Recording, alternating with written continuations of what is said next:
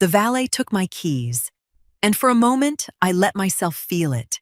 The pride swelling in my chest so full I thought it might spill out of me right there in that parking lot. My son was getting married. I smoothed the front of my dress, gold and ivory, the one I'd had tailored twice until it sat just right on my shoulders. My hair was freshly done. My shoes didn't pinch. I had thought of everything, because that's what mothers do. That's what I had always done. I walked toward the entrance of that grand estate, string quartet drifting faintly from somewhere beyond the hedges, and a young man in a dark suit stepped directly into my path. "Ma'am, this way, please." He didn't smile. He motioned toward a narrow side path, past the kitchen tents, past the delivery trucks, toward a door I recognized instantly. The vendor entrance. I stood still for a second, waiting for him to correct himself. He didn't. "I think there's been a mistake," I said. "I'm the mother of the groom." His eyes flicked down to a small card in his hand, then back up at me, unreadable. "The couple asked that you stay outside for now. You'll go in soon." Stay outside. For now. Something in those words landed wrong, sharp, like a splinter beneath skin. Small, but impossible to ignore once it's there. My name is Almeda Broussard. I built a life brick by brick after I lost my husband too young, raised my son with both hands, and never once let anyone see me struggle. I wasn't a woman used to standing outside doors. But I stood. I told myself it was a misunderstanding. A miscommunication with the wedding planner, maybe. Something easily fixed once someone with authority walked by and recognized me. The ceremony was about to begin, and I assumed Roland had already handed his phone over or turned it off, the way most grooms do. I wasn't about to interrupt his wedding over what still felt, at least then, like an honest mistake. So I waited, my clutch pressed against my stomach, watching guests I didn't know pass through the front entrance in twos and threes, laughing, glowing, disappearing into the golden light spilling from inside. An hour passed. I asked the same young man again. He glanced once more at the instruction card in his hand before repeating the same 4 words, like a recording. "You'll go in soon." 2 hours passed. My feet began to ache in shoes I had sworn wouldn't. The music shifted inside, a different song now, something slower. I understood without being told that the ceremony had already started. If you're watching this and you already feel your chest tightening, tell me where you're watching from tonight. I want to know who's sitting with me through this. 3 hours. The sun had dipped low enough to throw long shadows across the gravel when I finally understood, with a clarity that settled cold and quiet in my bones, that no one was coming to get me. Not my son. Not anyone. I didn't cry. I want you to understand that. I didn't make a scene, didn't demand to see anyone, didn't raise my voice at that young man who wouldn't meet my eyes anymore. Whatever this was, I decided right there in that gravel lot that I would not give anyone the satisfaction of watching me fall apart in a dress I paid for myself. I simply turned, walked back down that gravel path in my gold and ivory dress, and got into my car. I sat there for a long moment with my hands on the wheel, staring at that grand estate lit up behind me, my son somewhere inside it, becoming a married man without his mother in the room. Then I drove home alone, changed out of that dress, and sat in the quiet of my own house for hours, waiting for a phone call that never came. It was nearly midnight when my phone finally buzzed on the table beside me. The phone lit up the dark kitchen before I even reached for it. "Hey, Mom, we didn't have enough seats. Thanks for your understanding." I read it 3 times, waiting for something in it to change, for the words to rearrange themselves into something that made sense. They didn't. 11 words. No call. No knock at my door.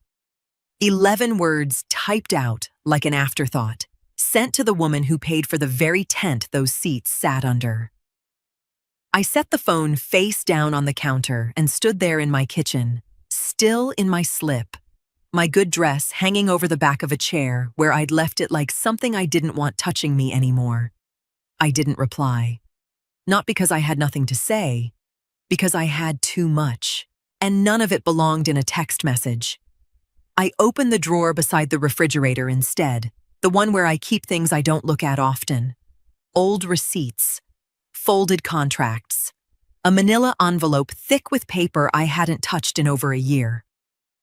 My hands moved before my mind caught up to what I was doing. The venue deposit. $42,000. Wired from my account the same week Roland asked if I'd help out a little with the wedding. Help out. That's the phrase he used. I found the invoice from the caterer next, then the florist, then the final balance on a dress that cost more than my first car. Every single one of them. My name at the top. I thought about the house. 2 years ago, I'd stood in that empty living room with Roland and Kira, watching their faces when I handed them the keys. I remember Kira crying, hugging me so tight I nearly lost my breath. I remember thinking, this is what it's for. This is why you build something, so you can hand pieces of it to the people you love and watch them stand a little taller. I never once told them what that house cost me. Never once made them feel like they owed me for it. And then, 4 months ago, Monaco. Kira had sent me photos, a resort, white and gold, perched over water so blue it looked painted. Roland called me himself that time, which told me how much it mattered to him. It's just for the honeymoon, Mom. Once in a lifetime. I remember sitting with the number for a long time before I said no. Not because I didn't have it, because I had already given the wedding, the house, the beginning of their whole life together, and some quiet part of me needed to know they could still love me even when the answer was no. I found out today exactly what that no was worth to them. I sat down at my kitchen table, the receipts spread out in front of me like evidence in a case I hadn't yet decided to build. Grief has a strange way of settling once it runs out of tears to use. Mine had gone quiet somewhere between the third receipt and the fourth, replaced by something colder, steadier. I thought about calling Roland. I thought about driving straight to that house and demanding an explanation to my face, standing in that same doorway I'd handed him the keys to, asking him to look me in the eye the way he couldn't manage in a text. But that wasn't who I was raised to be. Whatever I did next would not be loud. It would not need to be. Instead, I rose from the table, walked down the hallway to the small office I rarely used, and pulled open the bottom drawer of my desk, the one holding the one thing in this house that had never belonged to anyone but me. The trust documents. The phone rang at 9 the next morning, and I let it sit through 2 full rings before I picked it up, because I hadn't yet decided what my voice would sound like when I answered. Almeta. Good morning. Good morning? Ruth's voice came through warm and bright, the way it always did. We just wanted to call and thank you properly. That wedding was one of the most beautiful things I have ever seen in my life. It really was something, Kendrick added, his voice further from the phone, the two of them clearly sharing the line the way they always did. Y'all did that big thing right. I closed my eyes for a moment, standing at my kitchen counter in the same slip I'd fallen asleep in.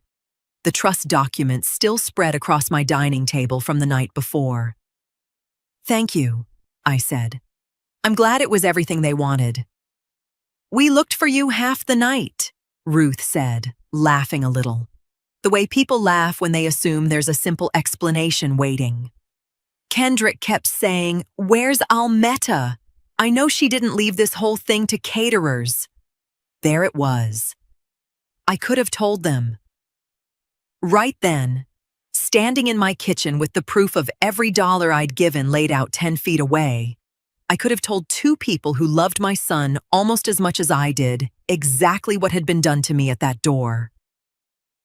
I didn't. I had some things to put in place behind the scenes, I said instead, keeping my voice light, easy, the voice of a woman who had simply been busy, not a woman who had stood outside for 3 hours in a dress she'd never wear again. You know how it is. Somebody's got to keep the wheels turning. Well, we should have known, Kendrick said, chuckling. That's just like you. Always working while everybody else is dancing. I laughed too, softly, because it was easier. Then the alternative, because some part of me still wasn't ready to let my son's humiliation become a story other people carried in their mouths before he'd even had a chance to explain himself to me directly. You raised a fine son, Ruth said, and something in her voice went gentler. We're just glad our Kira found somebody like him. Thank you, I said again, and I meant it, even now, even with everything sitting heavy in my chest. I hope they take good care of each other. We talked a few more minutes about nothing, about the flowers, about how good the food had been, and I gave them exactly what they needed to hang up satisfied. A woman who'd simply been occupied. Nothing more. When the call ended, I set the phone down on the counter and stood there in the silence of my kitchen for a long time, listening to nothing but the hum of the refrigerator and my own breathing. I hadn't lied to them. Not exactly. I had simply chosen, in that moment, to carry the weight of what happened alone rather than hand it to two people who would have carried it straight back to their daughter, and from her, straight to my son, before I'd even decided what I intended to do about it. Some things, I had learned long ago, are mine to hold until I decide otherwise. Not because I'm ashamed of them, but because a story told too soon can be shaped by everyone except the person who lived it. I walked back into the dining room and sat down at the table, the trust papers still waiting exactly where I'd left them. Patient, unbothered, the way truth always is when you finally stop running from it. I pulled the folder toward me and opened it. By the time I finished reading through it again, the decision I'd been resisting no longer felt like anger. It felt like responsibility. I reached for my phone. I didn't call my attorney that morning. I called him that same night, before the trust folder had even gone cold on my dining table, because I had learned a long time ago that clarity doesn't wait politely for sunrise. He picked up on the third ring, his voice rough with sleep. He clearly hadn't wanted to give up. Almeta, everything all right? I need you to do something for me, I said. Tonight, if you can manage it. Tomorrow morning at the very latest. There was a pause on the other end. The particular silence of a man who had known me long enough to understand that I didn't call at this hour for small things. I'm listening, I told him plainly, without embellishment, without the tremor I could feel sitting just beneath my collarbone. I told him I was still the sole trustee of my family's trust, still the one whose name sat above every account, every deed, every signature that mattered. I told him Roland's position at Broussard Group had never belonged to him, only been lent to him, the same way the house had only ever been held in trust, not gifted outright, no matter what he and Kira had come to believe. I want the proper paperwork started tonight, I said. Have the board notified first thing in the morning so his signing authority can be revoked and his officer title removed in accordance with the company's bylaws.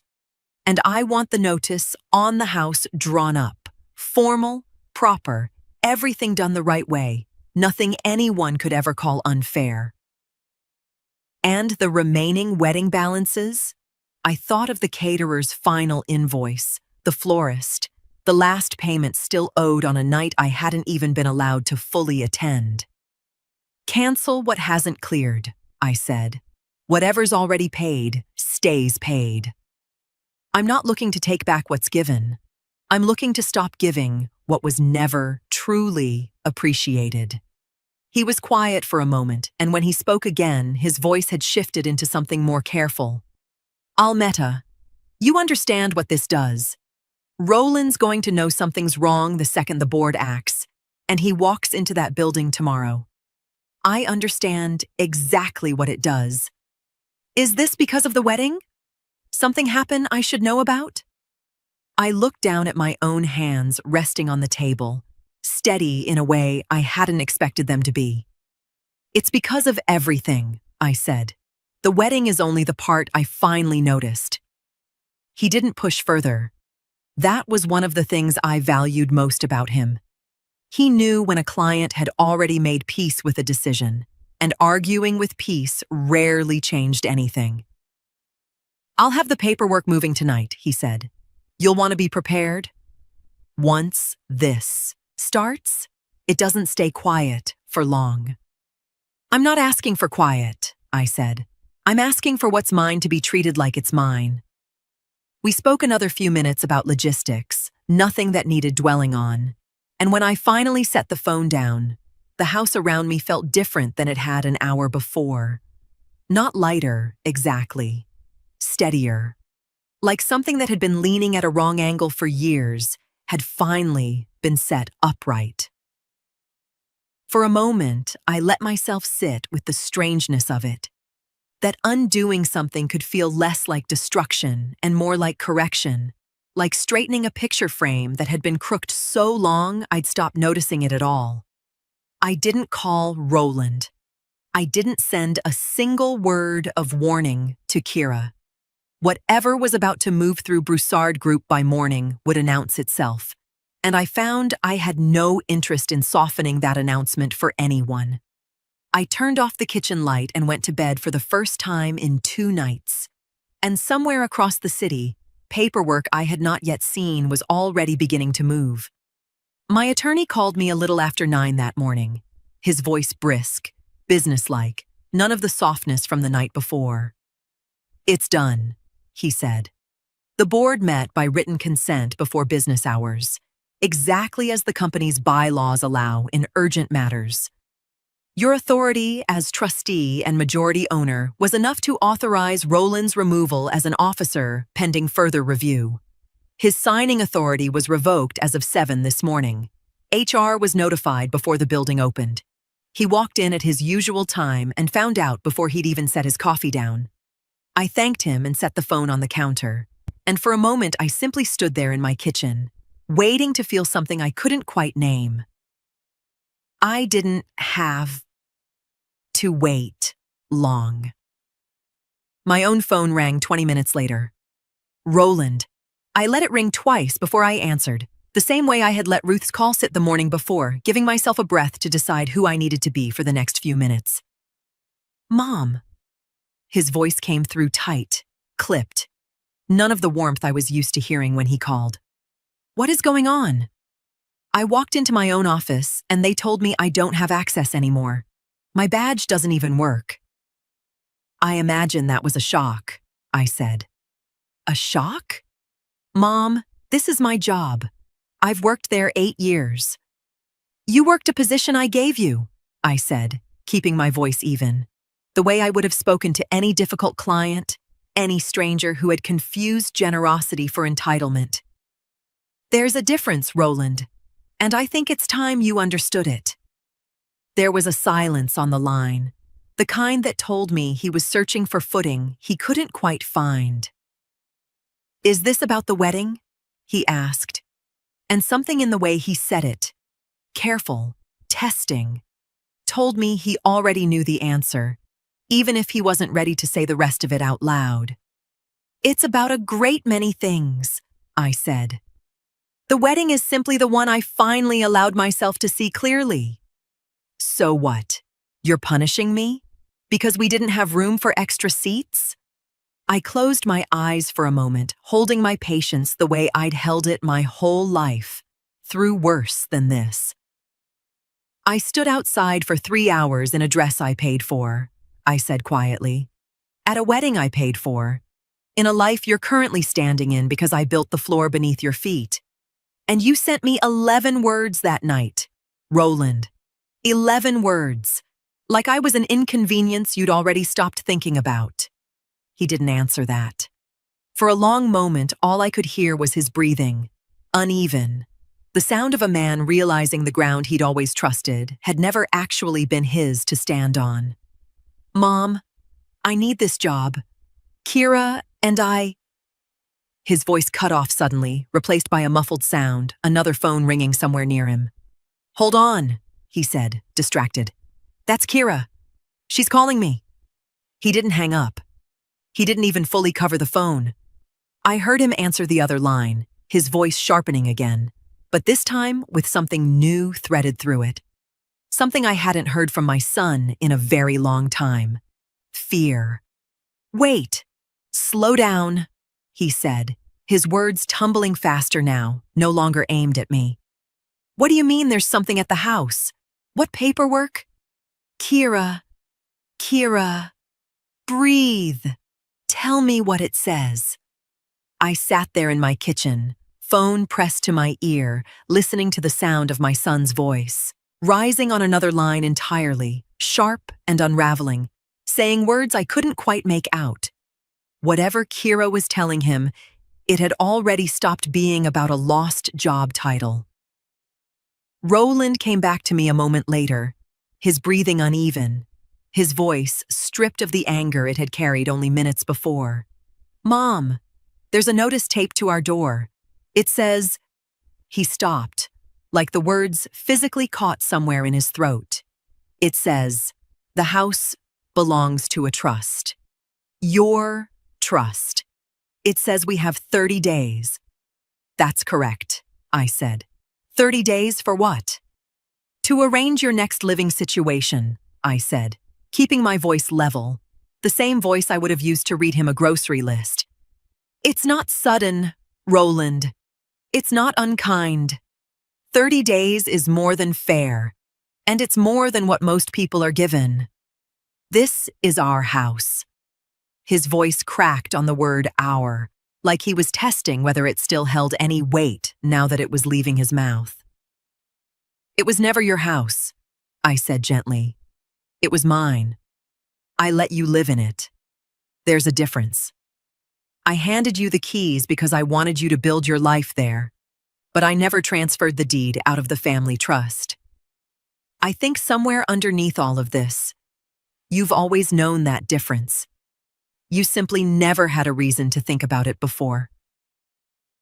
Silence stretched between us, thick enough that I could hear Kira in the background, her voice rising and falling, sharp fragments I couldn't fully make out. 30 days. Where are we supposed to... This can't be legal. Call someone. Kira wants to know if this is even legal, Roland said, his voice hollow now, all the fight gone out of it. Ask your own attorney, I said. He'll tell you the same thing mine will. The trust has held that deed since before you and Kira ever set foot in that living room. Nothing about this is a surprise to anyone but the two of you. Why are you doing this? His voice broke fully now, no longer the composed man who'd walked into his office that morning expecting an ordinary day. I'm your son. You are, I said. And I loved you enough to give you a job you didn't build, a home you were free to live in, and a wedding I paid for down to the last flower. I loved you enough to stand outside that wedding for 3 hours, and still call the next morning to make sure your in-laws thought everything was perfect. I have given you everything, Roland. What I have never once received back is respect. He didn't answer that. I could hear him breathing, could hear Kira's voice again, closer now, urgent, pulling at something in him. We need to figure this out, he said finally, more to her than to me. We'll go talk to your parents. Maybe they can help us figure out what to do until we sort this. That sounds like a reasonable place to start, I said, and I meant it plainly, without malice, though I already suspected what that conversation would cost him before he even had it. Mom? I have to go, Roland. I ended the call before he could say anything more, before either of us could turn this into something neither of us would be able to take back. I set the phone down on the counter and stood there in the quiet of my kitchen, my hands steady, my chest strangely calm. 30 days. A phone call to Kendrick and Ruth. And somewhere beneath all of it, a truth my son was only now beginning to understand. That everything he'd built his confidence on had never once belonged to him. I thought about calling him back, softening something, offering some small comfort to ease the fear I'd heard so plainly in his voice. But comfort had never been what was missing between us. Clarity had. And for the first time in a long while, he finally had some. I wasn't in that house that evening. I want to be honest about that. Everything I'm about to tell you, I learned only later, from Ruth herself, who called me days afterward still trembling with an anger she hadn't yet found a place to put. But she told it to me so plainly, so completely, that I feel I was standing in that doorway with her the whole time. Roland and Kira showed up at the Delacroix house a little past 7 that evening. No warning, no call ahead. Ruth said she opened the door already, sensing something was wrong. Kira's mascara smudged beneath her eyes. Roland standing a half step behind her, his shoulders drawn in like a man bracing for weather. "We need to talk to you," Kira said. "Both of you." Ruth said she brought them into the living room, sat them down, brought out sweet tea out of habit before she'd even asked what was wrong, the way mothers do when they sense a child needs comfort before they need answers. It came out slowly at first. The job, the house, 30 days. Kendrick, Ruth told me, sat very still through all of it, his jaw tightening with every new detail, the kind of stillness in a man that means he's doing math he doesn't like the answer to.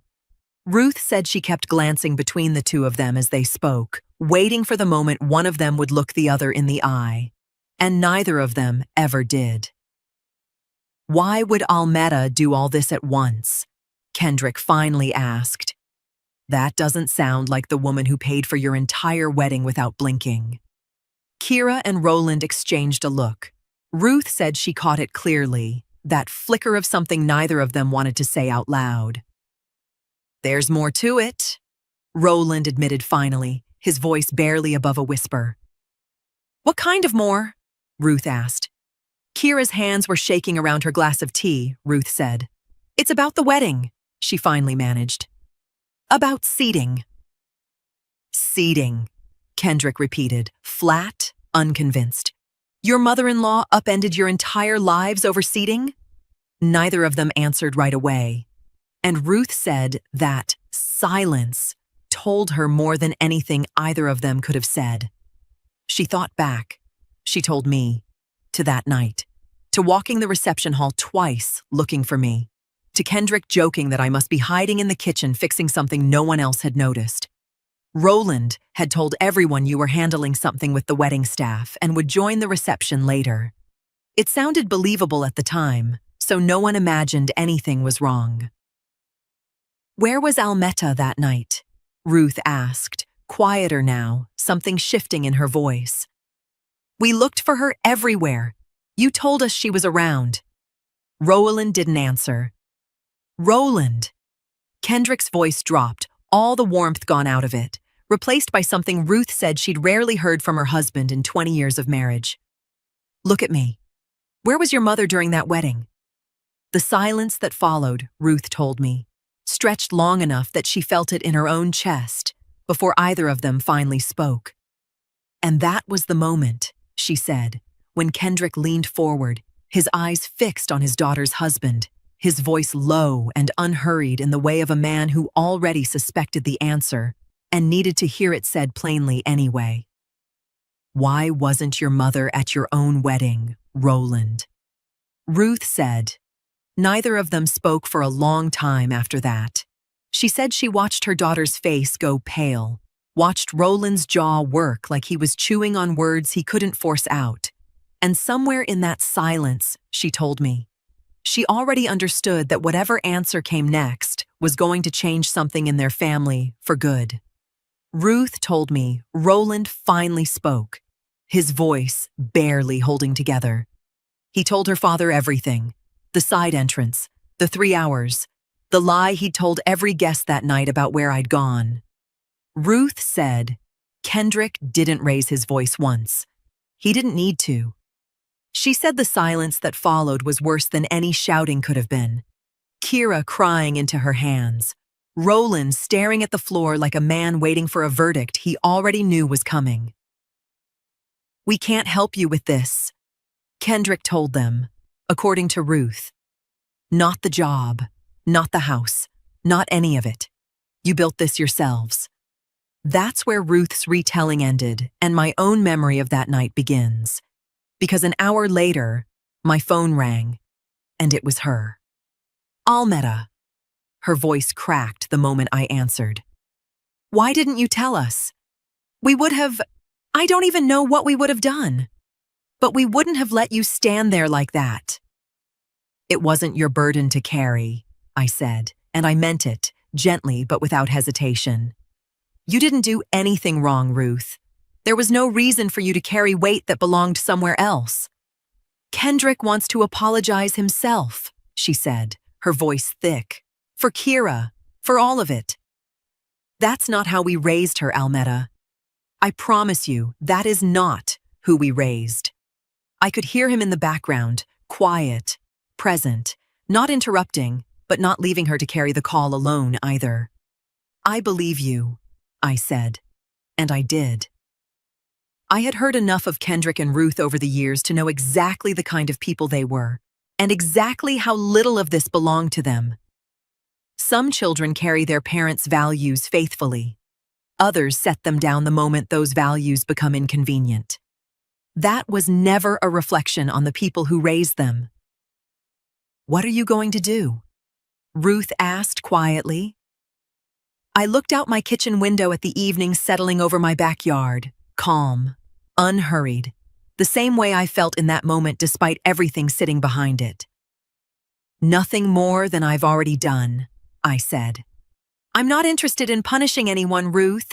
I simply stopped giving what was never appreciated. Whatever happens after this will come from the choices Roland and Kira make, not from me looking for something else to take away." "And Roland? Kira?" "They'll learn," I said. And I let the words sit exactly as plainly as I meant them. Not a threat, not a promise of anything more coming. Just a fact I had made peace with long before that phone call ever started. We talked a while longer, softer things, an old woman and her daughter's mother-in-law finding steadier ground with each other than either of us had expected to find that night. When we finally said goodbye, I felt lighter than I had in days. The guilt I hadn't realized I was still quietly carrying finally set down somewhere I didn't need to pick it back up.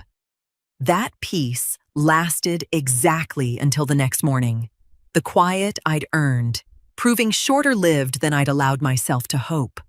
My phone buzzed once, a text from a number I recognized as Roland's, though the words themselves sounded nothing like my son. "This isn't over. You'll be hearing from my attorney." I read it twice, the same way I'd read his first text days before, except this time there was no ache behind my ribs, no grief pulling at anything soft. Just a quiet, steady understanding that whatever came next, I was already prepared for it. Because a woman who has already survived the worst of a thing rarely fears the shape it takes next. 3 weeks passed before I heard anything more. 3 weeks of quiet mornings and a house that had finally stopped ringing with bad news. I'd almost let myself believe Roland's text had been nothing more than a wounded man's parting shot, said in anger and never followed through on. Then the letter arrived. It came by courier. Thick cream paper, an attorney's letterhead I didn't recognize, addressed formally to me as though I were a stranger and not the woman who'd once rocked that man's client to sleep as a colicky infant. I read it standing in my own foyer, still in my robe, coffee going cold on the entry table beside me. The language was careful, dressed up in enough formality to sound serious, but underneath it, the meaning was plain. Roland believed he was owed a share of what I controlled, the trust, the business, all of it. And his attorney was prepared to take the matter to court to force my hand, framing it as money and property he claimed had always been meant for him, being kept from him now out of spite. I read it twice, then set it down on the table and picked up my coffee instead, letting it warm slightly in my hands while I thought. For just a moment, I let myself remember the little boy who used to run into my kitchen after scraping his knees, convinced I could fix anything that frightened him. It struck me then how strange life could become. That the child I'd spent years protecting now believed the answer to disappointment was to drag his own mother into court. There was something almost theatrical about it, I noticed. Certain phrases repeated for emphasis, a tone that reached for outrage more than it reached for fact. I had read enough contracts and enough people in my life to recognize when someone was performing confidence rather than holding it. Roland's attorney wrote like a man building a case out of feeling, not footing. My phone rang not 10 minutes later. My own attorney, calling before I'd even had the chance to call him. "I take it you got the letter," he said. I did. I got a copy myself an hour ago. Wanted to give you a moment before I called. He paused. "How are you doing with it?" I looked out the window at my quiet street, the same one I'd driven down 1,000 times, the same one that had never once asked anything of me I couldn't give. "I'm fine," I said, and I meant it. He can dress it up however he likes. I know what's mine, and I know what was never his. He doesn't have much of a legal leg to stand on," attorney said. "No ownership stake, no documentation suggesting otherwise. This reads more like pressure than a real case." "I assumed as much," I said. "But pressure has a way of working on people who aren't prepared for it." "Are you prepared for it?" I thought of the trust documents still sitting in my office drawer, of every receipt with my name at the top, of 30 years spent building something no one could simply talk their way into owning. "I've been prepared for this my entire life," I said. "I just didn't know it yet. Can you come by this week? I'd like to go over everything in detail before he decides to make this any bigger than it already is. I can be there Thursday." "Thursday, then," I said. And after we hung up, I stood there a long moment in my foyer, that cream-colored letter still sitting on the table, already looking smaller than it had 10 minutes before. I thought about Roland somewhere across the city, likely reading his own copy of that letter with a confidence he hadn't earned, believing that formal paper and a raised voice from a stranger's office would be enough to shake loose what I'd spent a lifetime building. He had never once had to fight for anything before now. I wondered, standing there, whether he understood yet that he'd chosen to fight the one person in his life who genuinely knew how. Thursday came, and my attorney arrived a little after 10 with a leather folder under his arm and a look on his face I hadn't seen from him before. Careful, measured, like a man deciding how to hand someone something heavy without dropping it on their feet. We sat at my dining table, the same table where I'd once spread out every receipt of my own generosity. And this time, he was the one laying documents down in front of me. "Before we get to Roland's letter," he said, "there's something else you need to see first." It came up during the review we began after his signing authority was revoked. As the company's records were being reconciled and the accounts prepared for the trust response, something didn't add up. "What kind of something?" He slid a stack of invoices across the table, each one stapled to a corresponding bank statement, small yellow tabs marking specific lines. "Broussard Group has been paying a vendor called Halden Freight for logistics work for the last 6 years, he said. "Standard contract, standard rates, nothing unusual, until about 8 months ago." I looked down at the numbers, and even without him explaining further, I could see it. The invoices had crept upward, slowly, almost carefully. 10% one month, another 12 the next. Always just small enough not to draw attention on its own. Roland approved every one of these personally, my attorney said. And this account here, he pointed to a second statement, an account I didn't recognize, receives a payment from Halden Freight within 3 days of every inflated invoice clearing. Same amount, almost to the dollar, as the difference between what the work should have cost and what Broussard Group actually paid. I sat back slowly, my hands folding in my lap. Something cold moving through my chest that had nothing to do with the wedding, nothing to do with the house, nothing to do with anything I had already made peace with. Whose account is that? I asked, though some part of me had already guessed the answer before I finished the question. Roland's, he said quietly. Opened 8 months ago. Around the same time, the invoices started climbing. 8 months. Before the wedding. Before Monaco. Before any of what I'd believed was the beginning of all this had even started. He was stealing from his own company, I said, more to myself than to him. The words strange in my mouth, heavier than I expected. Before any of this. Before I ever said no to a single thing. It appears that way, my attorney said, which means, Almeda, that whatever happened at that wedding, whatever cruelty was behind it, his removal from that company wasn't retaliation. It was overdue. You simply didn't know how overdue until now. I thought of Roland as a boy, small hands reaching for mine, and then Roland grown, sitting behind a desk I'd trusted him with, quietly bleeding money out of something I'd built with 30 years of my own hands. What do you want to do with this? My attorney asked gently. It's not required for the trust matter.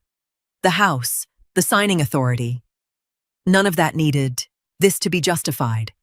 But given the lawsuit he's filed, given what he's publicly accusing you of. He paused, watching my face carefully. Do you want me to raise it in our response? I sat with the question longer than I expected to need. Part of me, the part that had rocked him to sleep as an infant, wanted to fold the papers closed and pretend I hadn't seen them, to let him keep whatever was left of his dignity even now. But another part of me, steadier and far less sentimental, understood that a man who would steal quietly from his own family's company was not a man who deserved my protection anymore, especially not while he stood in front of strangers calling me the one who'd wronged him. It started small, the way these things always do, weeks after the hearing. A friend from church mentioning, almost carefully, that she'd heard something about the wedding. Then another woman from my Sunday circle, offering her condolences for something she wouldn't quite name outright, her eyes searching mine for confirmation I didn't give. I hadn't told anyone. I want to be clear about that. Whatever was moving through those rooms was moving on its own now, carried by people who'd pieced together enough fragments. Kendrick's silence at a men's breakfast, Ruth's tight smile at a luncheon, Kira's absence from events she used to never miss, to arrive at something close enough to the truth. I didn't confirm it. I didn't deny it either. I simply let people believe whatever they were already choosing to believe, and found, to my quiet surprise, that most of them were choosing correctly. My attorney called on a Tuesday afternoon, his voice carrying an edge of something I hadn't heard from him before. Urgency, maybe. Or satisfaction. I got a call this morning, he said, from the woman who coordinated the wedding, the event planner. What did she want?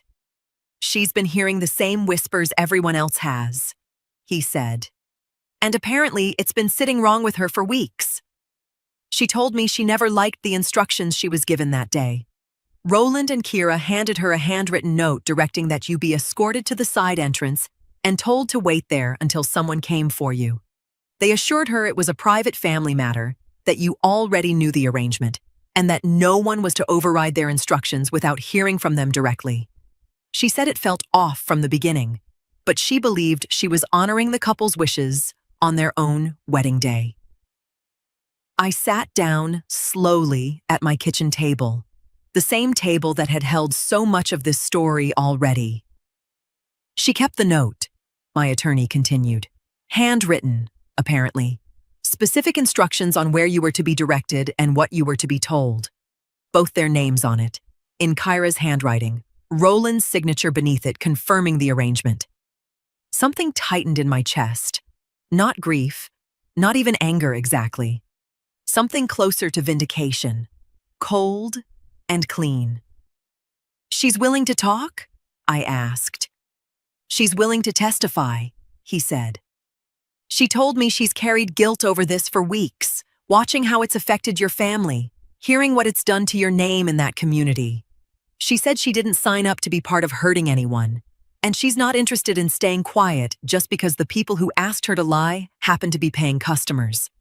I looked out my kitchen window at the same quiet street I'd looked at so many times these past weeks, and felt something settle in me that hadn't fully settled since that night I stood outside a door that was never meant to open for me. That note, I said. Their handwriting, their signatures. That's not whispers anymore. No, my attorney agreed. That's proof. I closed my eyes for a moment, letting the weight of it move through me fully before I let it go. Get her statement, I said. Formally, properly, whatever she needs to feel protected in giving it. I want this handled the right way, not the loud way. I'll have her deposition scheduled within the week, he said. I'll meta. This changes things considerably. For the hearing. For everything.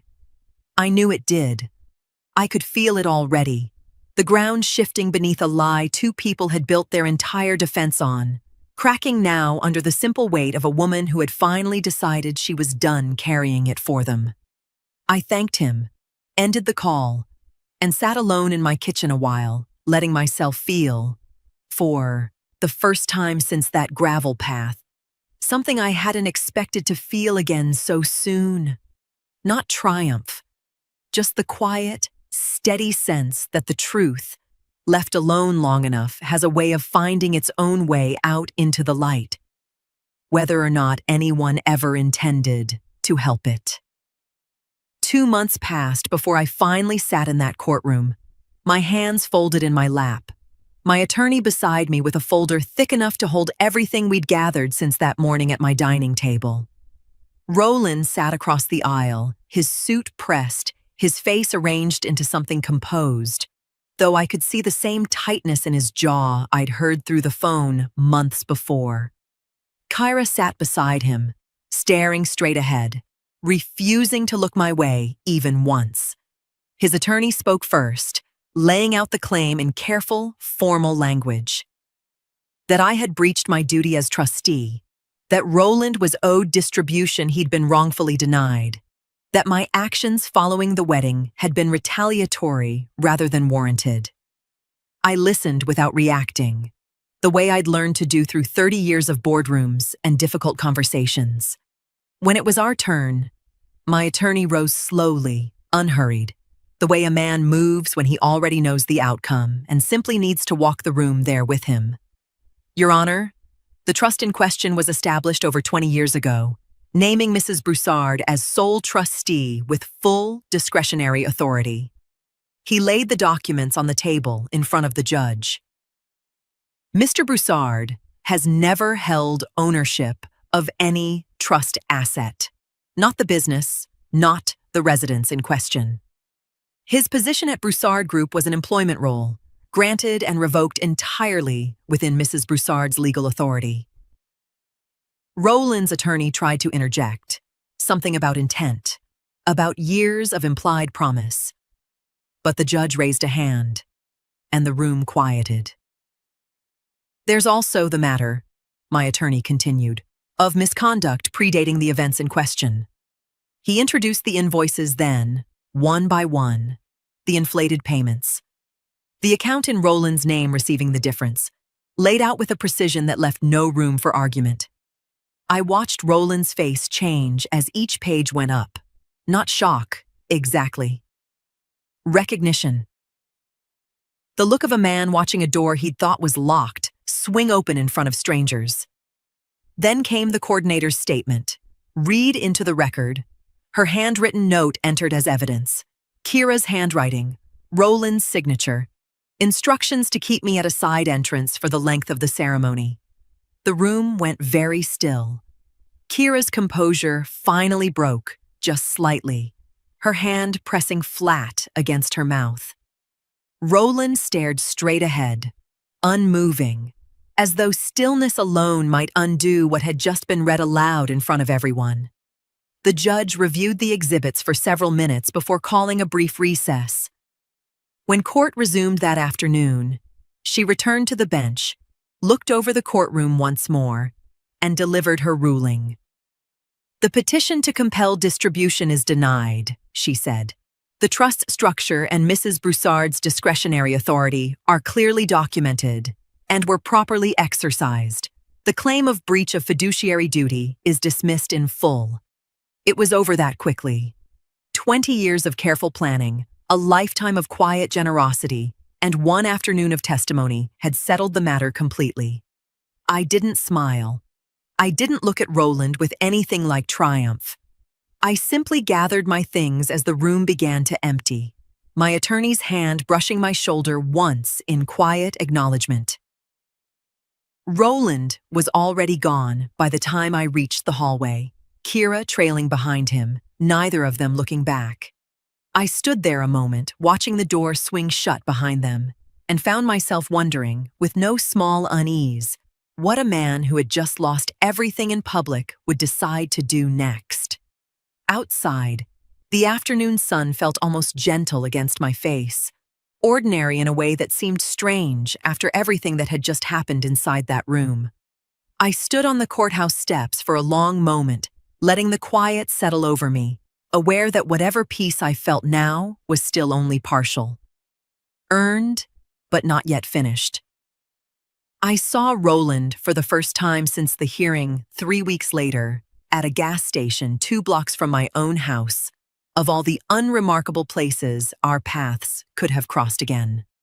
He was pumping gas into a car I didn't recognize, smaller, older, nothing like the one he'd been driving for years.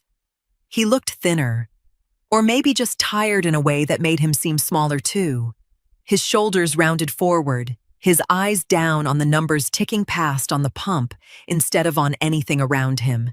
He saw me before I could decide whether to look away. For a moment, neither of us moved. There was no anger left in his face, none of the aggression from that letter, none of the composure from that courtroom. Just something quieter, rawer. A man standing in a gas station parking lot with nowhere left to perform for.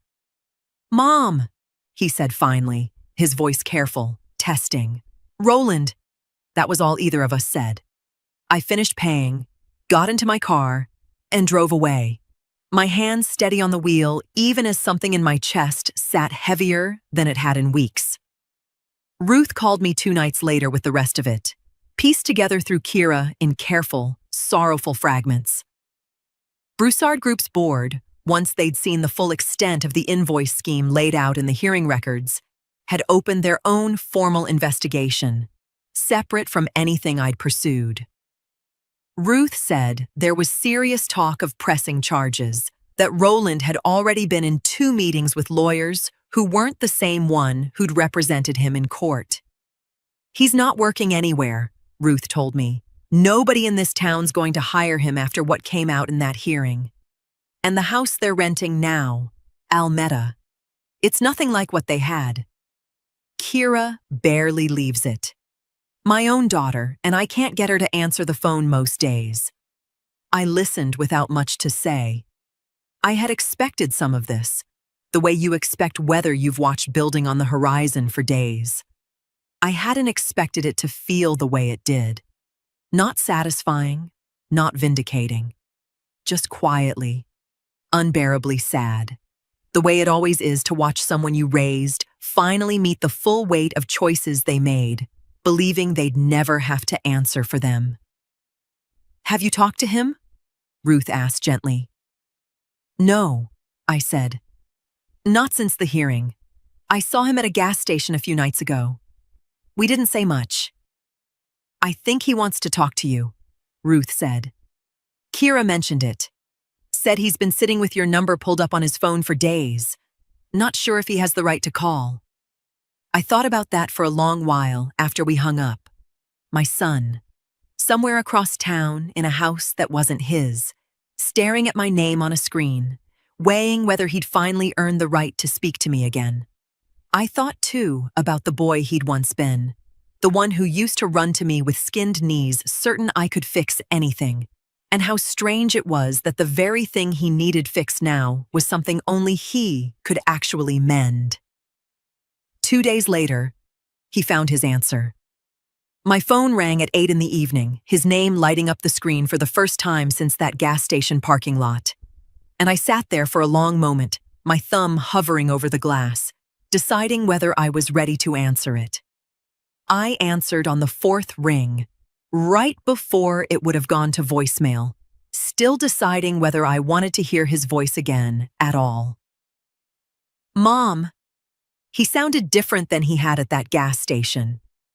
Steadier, rehearsed almost, like a man who'd practiced this call more than once before he'd found the courage to make it. "Thank you for picking up." "Hello, Roland. I've been wanting to call you for weeks," he said. "I just didn't know what to say." "I still don't, really. But I need to talk to you about something, and I didn't feel right doing it through a lawyer this time." I waited, letting the silence stretch, the way I'd learned to let silences stretch when I wanted to hear what someone would fill them with on their own. "The board's moving forward with charges," he said finally, the words coming faster now. "Formal charges, Mom. My lawyer says I could be looking at real time. I know I don't have any right to ask you for anything, but you're the only person who might still have influence with the board, and I don't know who else to call." There it was. I sat with that for a moment, feeling something settle into place that I'd half expected since the moment his name lit up my screen. "Roland," I said, keeping my voice even, "is this a call to apologize to me, or a call asking me to help make a legal problem disappear?" The silence on his end told me everything before he even answered. "I mean both," he admitted, quieter now. "I am sorry, Mom, for all of it. The wedding, the lies. I think about it every day." He paused. "It started with Monaco, if I'm honest. Kira was hurt when you said no, and I let myself believe you decided we weren't worth your generosity anymore.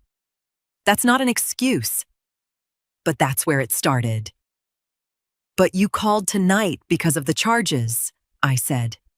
"Not because you thought about it every day. If the board wasn't moving forward, would I be hearing from you at all?" He didn't answer that, and his silence was the most honest thing he'd offered me since the moment I'd picked up the phone. "I need you to understand something," I said, my voice steady, without cruelty, but without softness either. "I have spent your entire life giving you things before you asked for them. I am done doing that. If you want my help now, it will not come, because you're afraid of consequences. It will come, if it comes at all, because you've shown me, genuinely, patiently, without anything attached to it, that you understand what you did and who you did it to." "What does that look like?" he asked, and for the first time all night, his voice sounded like it belonged to someone actually listening. "I don't know yet," I said honestly, "but I'll know it when I see it. And Roland, I'll be watching closely enough to tell the difference between a man who's changed and a man who's simply scared." He was quiet for a long moment. "Okay," he finally said. "I understand." I ended the call gently, No anger in it, no triumph either, just the quiet certainty of a woman who had finally, fully, stopped confusing love with rescue.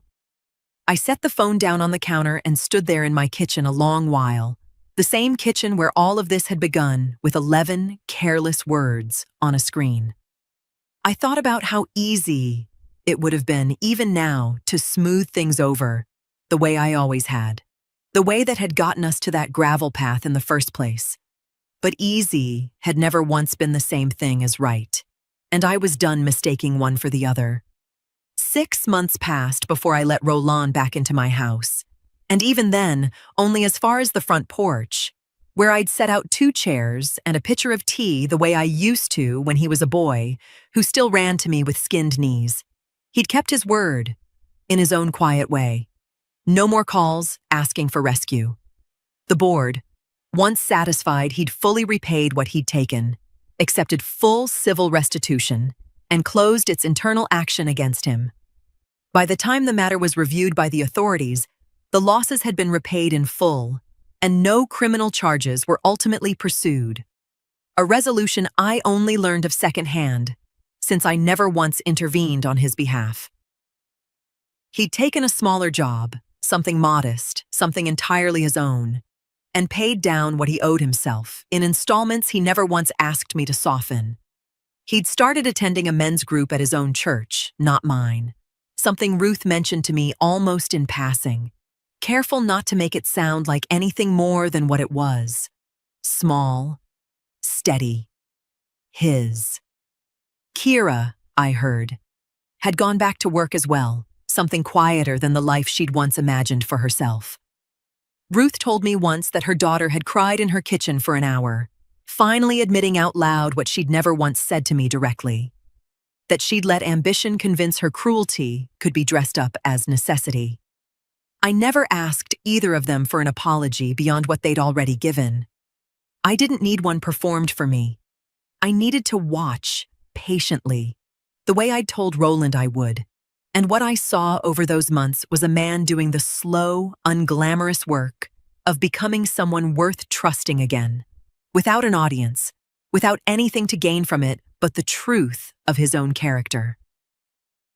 That afternoon on the porch, we didn't talk about the wedding. We didn't talk about the house, or the hearing, or the invoices that had nearly cost him everything. We talked about small things, his new job, an old song on the radio, the tomatoes I'd finally gotten to grow properly this year after a decade of failing. Before he left, he stood at the bottom of the porch steps and looked back at me. "I know I can't undo it," he said. "Any of it." "No," I agreed. "You can't. But I'm trying." "I know," I said. "I'm watching." He nodded, relief crossing his face, and walked to his car without pushing for more than that, which told me, more than anything he could have said, that he'd finally learned the lesson I'd been trying to teach him his whole life, without ever once having to say it aloud. I sat alone on that porch a long while after he'd gone, the tea going lukewarm beside me, the evening settling gold and quiet over the yard I'd tended myself for 20 years. I thought about the woman I'd been in that gravel lot, standing outside a door that was never meant to open for her, and the woman I'd become in the months since, not harder, just clearer, steadier, finally unwilling to mistake her own generosity for an obligation. I had given my son a job, a house, a wedding, everything he'd asked of me. What I gave him in the end, the thing that actually mattered, cost me nothing at all. I simply stopped giving what was never appreciated and let him learn, on his own, the value of what he'd lost. That was never revenge, whatever the neighbors whispered, whatever story the silence at that wedding might have suggested to strangers who never knew the whole of it. It was simply restitution. The world quietly returning to each of us exactly what we had earned, no more, no less. And for the first time in longer than I could remember, I found I wanted for nothing beyond that.